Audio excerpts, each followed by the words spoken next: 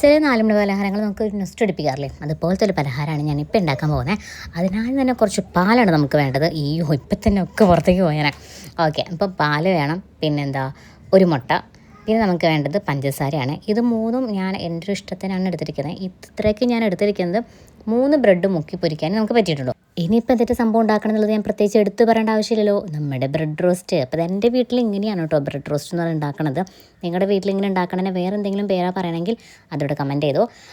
അപ്പോൾ നമ്മുടെ ഇനി പ്രത്യേകിച്ചൊന്നുമില്ല. പാൻ ചൂടാക്കുക, നമ്മുടെ ബ്രെഡ് ഈ മിക്സിയിൽ 2 സൈഡും മുക്കിയെടുത്തിട്ട് നേരെ ഫ്രൈ ചെയ്യാൻ വേണ്ടി വെക്കാം. ഇത്രേ ഉള്ളൂ. പിന്നെ 2 സൈഡും നമ്മൾ ഫ്രൈ ചെയ്തെടുക്കണം. ഇനി നമുക്കത് തന്നെ കഴിക്കാം. അപ്പോൾ എനിക്കിനി തോന്നുന്നു അത്രയും വലിയ കാര്യമായിട്ട് ഇത് പറയേണ്ട ആവശ്യമൊന്നുമില്ല.